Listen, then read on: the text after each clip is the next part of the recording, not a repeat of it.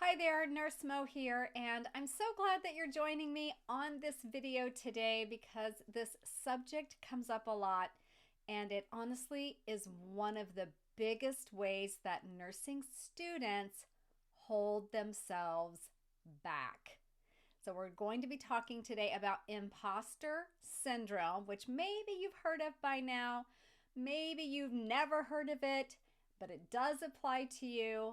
And maybe you just want to get a little bit more information about how to deal with it. Okay, so when we're looking at imposter syndrome, one of the first things that people ask is, well, what is it? Is this even something that I'm dealing with? And I have to tell you, it's way, way, way more common than I ever thought it was. And every time I talk with someone about it, they're surprised that it wasn't just them that was feeling this way. So, imposter syndrome is this feeling that you have, and it's a very unshakable feeling that you in no way, shape, or form belong in the situation that you find yourself in. Like you don't deserve to be there.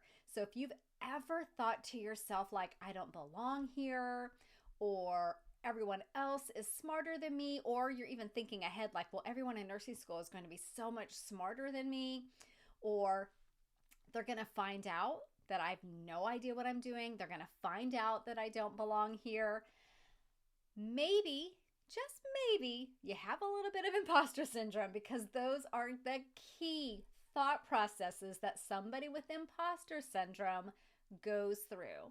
Another way that imposter syndrome rears its ugly head is you kind of poo poo or brush off your accomplishments. So, have you ever said, well, I'm here because I just work so much harder than everybody else, instead of actually owning your accomplishments? Or maybe you feel really uncomfortable accepting compliments or praise about a performance. And a lot of people who have imposter syndrome also report that it's a lot easier for them to remember how they felt when they didn't meet a goal or had a failure than how they felt when they met a goal or had a success. And then the other little key is people with imposter syndrome often avoid seeking out feedback or find it incredibly uncomfortable because the feedback to them is just going to reiterate these negative thoughts they have about how they just simply don't belong here. So if that has ever crossed your mind, you've ever done any of those thought processes, it's likely that you struggle a little bit with imposter syndrome. But you know what? It's okay. Some really talented and smart and amazing people do, and we'll talk about that in just a moment. Now, a couple reasons why it's really common amongst nursing students that I've seen, and I've mentored thousands of nursing students, is maybe you were the student that really did have to work extra hard to get into the nursing program, get through all those core science classes that most programs have you take ahead of time, right? So, and there's a million reasons why all of that is really hard. First of all, it is really hard. Secondly, maybe you worked, maybe you have a family, you have kids, you have parents you're taking care of, you're juggling a lot. There's a lot of reasons why it would be difficult. And then you just assume that when you get into nursing school, everybody else had it so easy and you don't belong among this group of really talented, smart people. Okay, that's not true. Okay, a lot of imposter syndrome, as you're going to learn today as we talk about it, is that it's mostly lies. Okay, and then the other one would be the student who was that star student. You got great grades. It wasn't too challenging for you. You were able to be at the top of your class all throughout your prerequisite courses, and now you're in a room full, a whole nursing program full of top students, and suddenly you don't know how to,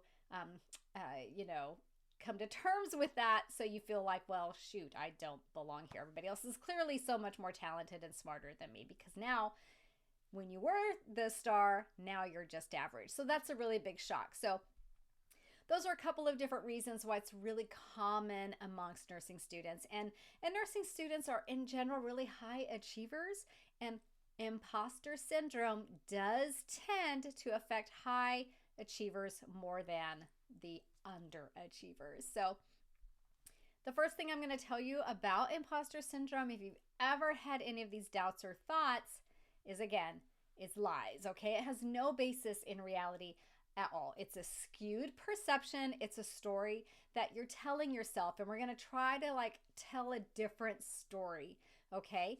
So here's a couple of examples of some really amazing people that have had imposter syndrome, because I don't want you to feel like you're completely on your own with this, okay? So the actress Viola Davis won a Best Supporting Actress role a few years back. And when she was asked about her experience with, being in that movie and winning that role, she said she had a constant fear of being exposed and discovered as a fraud. And she won a Best Supporting Actress role. Okay, so clearly at the top of her game, having imposter syndrome.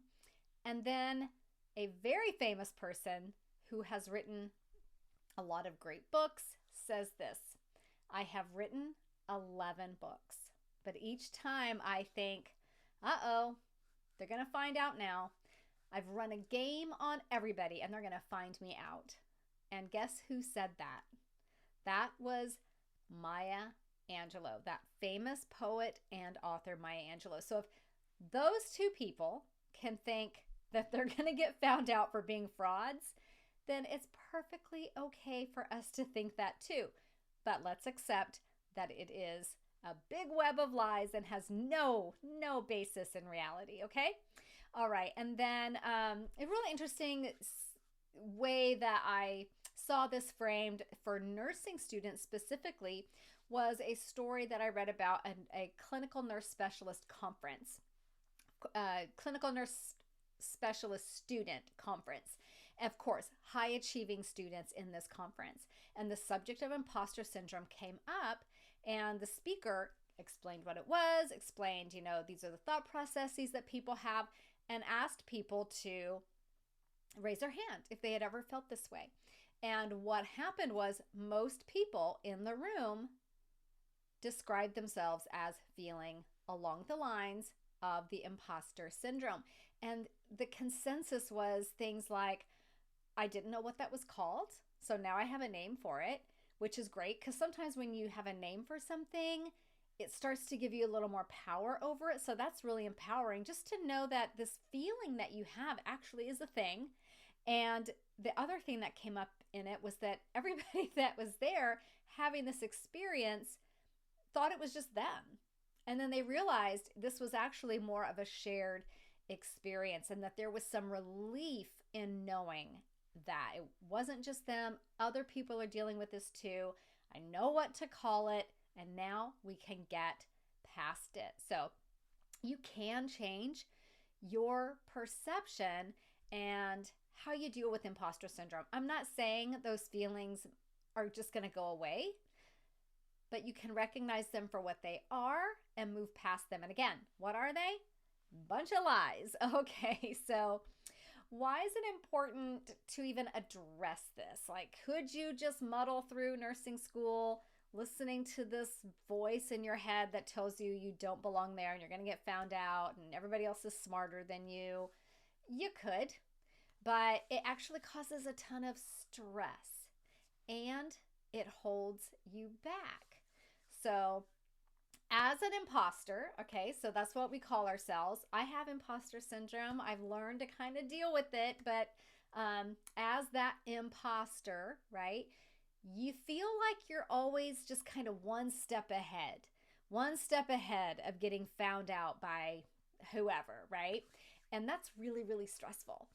So part of the stress of that is managing the stress of not getting found out, having all these coping mechanisms that aren't very, not very healthy, not very good for you. And we're going to talk about two of those in just a moment here. But when you're always feeling like someone's always right on your tail about to discover you as a fraud, that's demoralizing to your self-esteem and really, really stressful. So what are some ways that we try to avoid getting found out? So there's two ways that we really try to avoid getting found out, and they're really harmful, especially in nursing school when the schedule is so intense and there really is not one moment to spare. So one of those is over preparing. So if you really believe, like if you truly believe everybody else is smarter, everybody else is more talented, everybody else belongs here, I'm going to get found out as a fraud, so I am going to over prepare to avoid detection, right? I'm going to over prepare, over study, overdo everything. So, and you can be honest with yourself and do a little self reflection and see if this describes you. It described me to a T until I kind of figured out what I was doing and how it was sabotaging me. But let's say, you're giving a presentation. You don't just give a presentation, right? You put on a show, right? You throw down. You don't just take an exam. You go in there to ace that exam. Everything you do has to be like the best ever, the best paper they've ever read, the best group project that was ever done, the best presentation that was ever given. You set the bar so high for yourself, like so incredibly high, because you're trying to convince yourself that this lie that lives in your head, you're trying to kind of convince that you are good enough.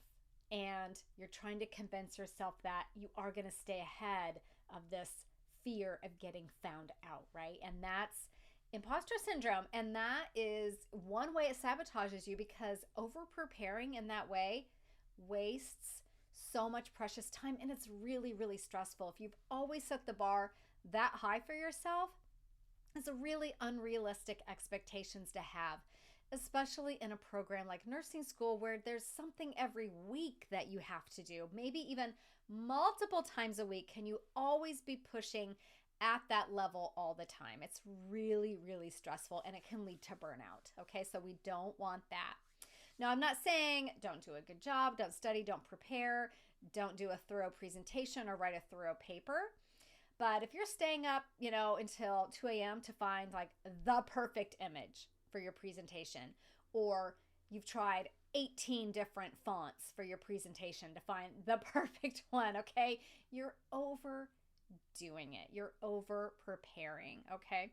Look at the rubric. You're going to get a rubric with every assignment, and it will clearly define the criteria for getting the full points on any assignment. As long as you follow the rubric, you're going to get the full points. So if you find yourself like, well, I'm going to do extra and I'm going to do this and I'm going to go way over here, you're over preparing, you're overdoing it, okay?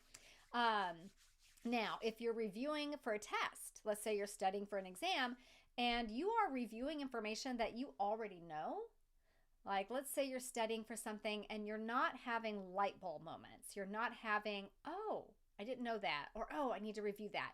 If you're not having those moments pretty regularly as you're studying, you're overstudying, okay? You really should only be focusing your studying, especially as that exam gets a lot closer, on the things that you are a little fuzzy on, don't know really well, don't recall quickly.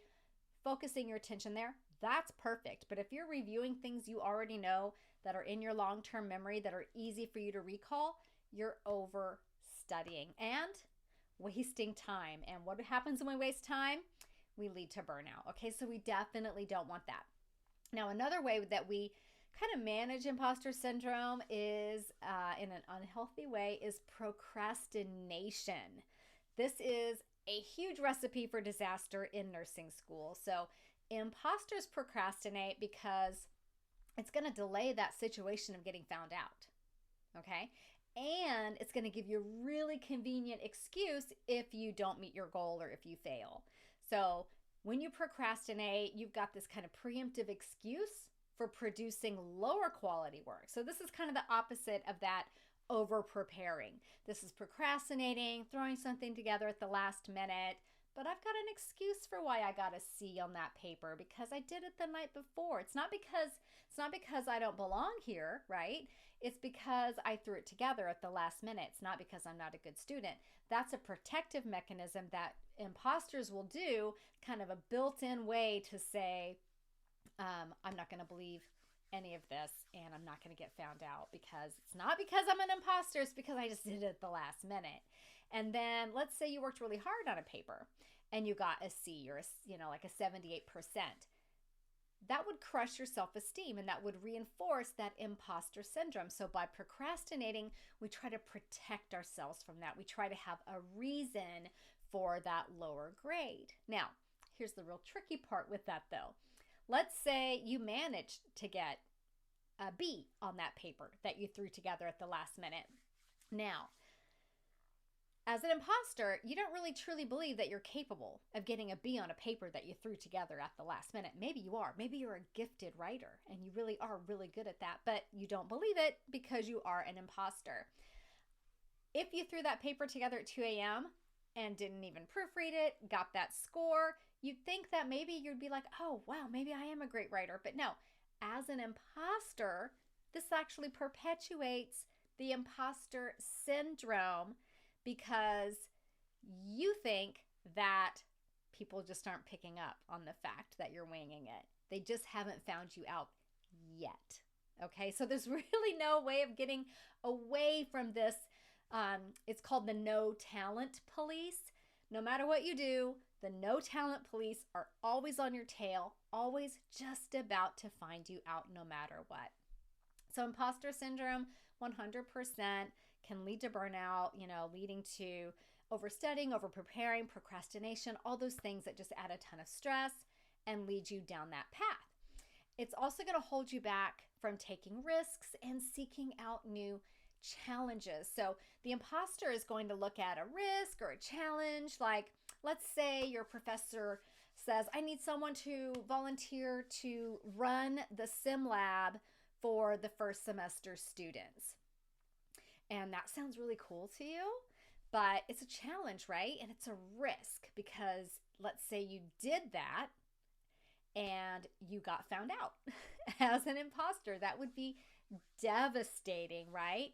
So an imposter will look at a risk or a challenge or something like that and think, I love the sound of that. That sounds super cool. I'd love to do it. But if I do it, it's going to highlight my shortcomings. It's going to highlight my inadequacies. Or they say, I'd go for it, but they're not going to choose me. And then everyone will know. Again, that no talent police will find out that I don't know what I'm doing. And this perpetuates the imposter syndrome, and it's a really uncomfortable feeling. So nobody likes to feel uncomfortable, right? So in the imposter, the mind's going to say something like, yes, I'm an imposter, 100%.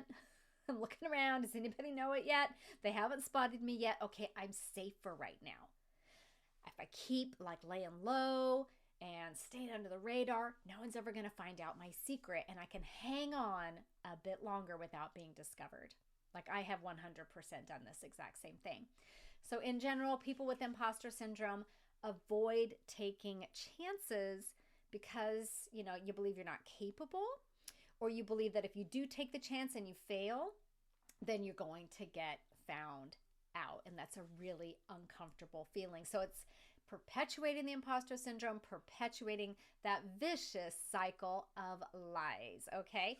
So how can you, as a nursing student, because I know you want to do really well and you don't want to have this stress and this anxiety about this made up lie clouding your nursing school education and your experience, right? So how can you get motivated to overcome some of these feelings of imposter syndrome? So first you have to look at, ask some hard questions, maybe do a little self-awareness and really ask yourself, what happens to me, to my career, to my education, to my path or whatever, if I don't change this belief behavior? What happens if I don't take chances? What happens if I don't believe in myself? Will I continue doing something that I don't enjoy? Will I have feelings of regret? Because running the sim lab, that sounds super cool, right? I'd probably regret not doing that because I'd get to that point, I'd see how much fun the people running it were having, and then I would regret that I didn't do it. Maybe you would feel stagnant down the road in your career or your education if you didn't take those chances. And then what happens as a result of that? What opportunities might you miss with that? So really just looking at what happens to me in my education, my career, if I continue believing these lies about being an imposter. So there's quite a few things that you can do as a nursing student. If you look at those hard questions and you're like, okay, yeah, it's worth it. I'm going to go for it. I'm going to get past this imposter syndrome. I don't want it behind me. Then there are a lot of things that you can do to address this, okay? So you don't have to do all of them. I do recommend you do all of them, but even if you just do some of them, it's going to have an impact. So I want you to own your accomplishments, okay? So that's it. It's a hard one, but also kind of just a blanket one, right? So owning your accomplishments. So accepting and being proud of the hard work that you did to get where you are. If you scored really high on an exam, own that accomplishment and say to yourself, yes, I studied hard, I prepared well, I felt confident walking in there, I took my time with each test question, I made that accomplishment. Or, yes, I got into this highly competitive program because I got my volunteer hours, I took all my prerequisite courses. I got A's and B's in all of those classes. I studied really hard for my TEAS exam or my HESI entrance exam or what have you. And I got in and I'm owning that accomplishment, okay? Not any of this, oh, they must have made an error. Like I've heard students say, I thought for sure they made a calculation error.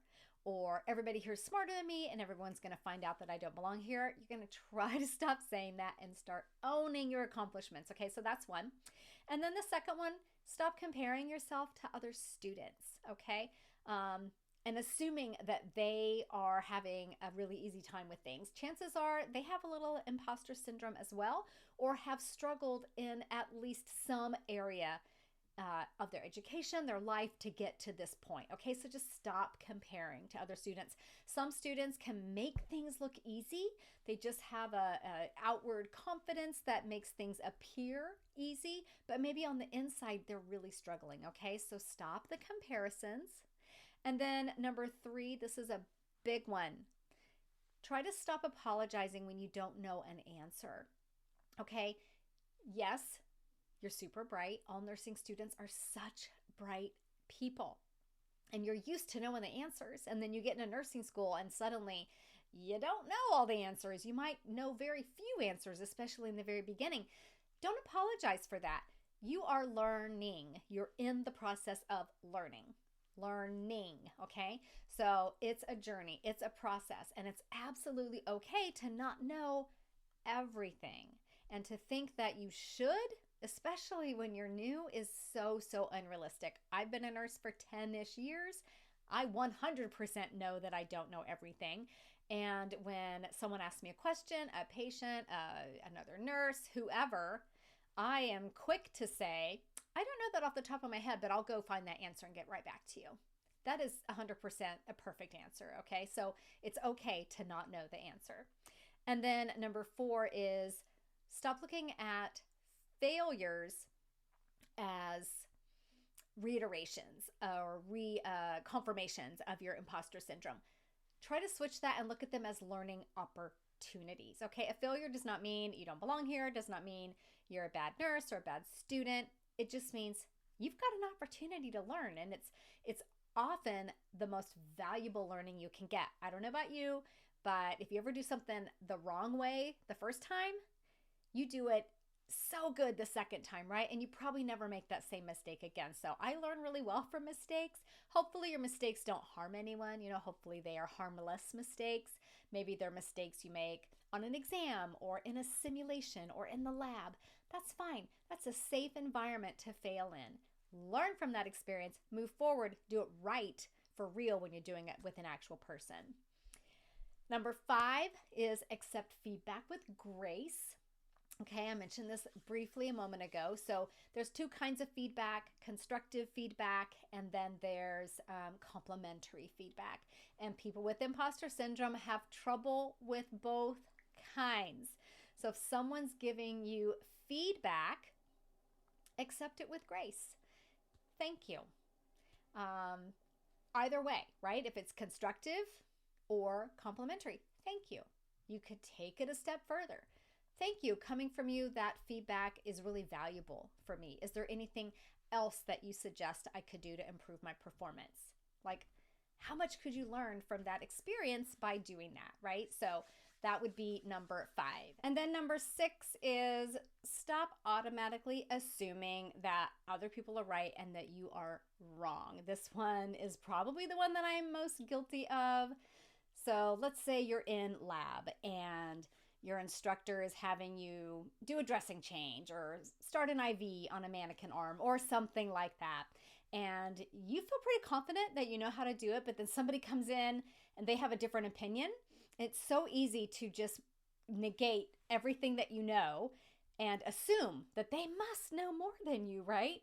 Whenever this happens to me, I take a moment. I usually will then go and verify the procedure or the policy or whatever it is. And most of the time, I'm happy to learn I actually did know the thing, and the other person was not as accurate as they thought they might have been. But if I had just let them come in and tell me that I was wrong, and then I would believe that, and then how would I feel? So as an imposter, we tend to want to believe we're wrong all the time.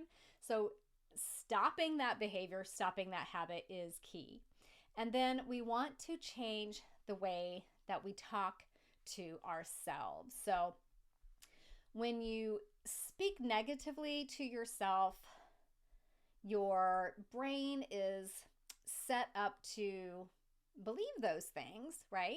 And it just reiterates this feeling of inadequacy or that, we don't belong, we're going to get found out, whatever it is. So you have to change the way that you speak to yourself, but you can't just say the exact opposite of that negative statement. So let's say that your statement is, the thing that you believe about yourself is, I am not good at math.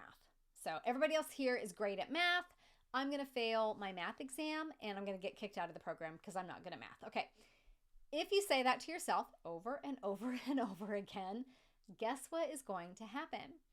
Your brain is going to look for reaffirmation, confirmation that that statement is true, and look for opportunities for math to be hard for you, okay? And then that's going to reiterate and confirm your imposter syndrome.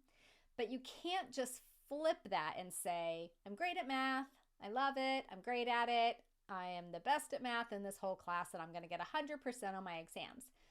Because that may not be true.